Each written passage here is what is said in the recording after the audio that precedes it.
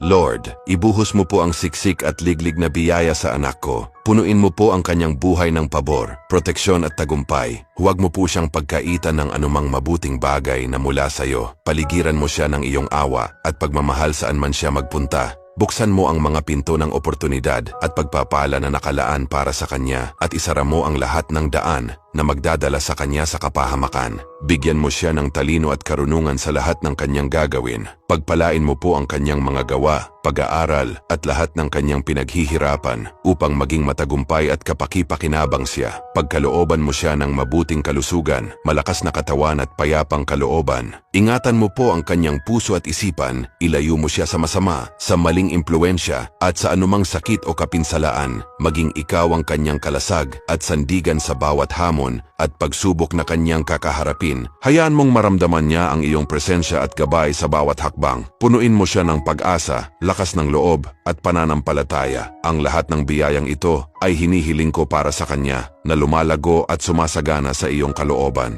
Ang lahat ng ito ay aking taimtim na panalangin. Amen.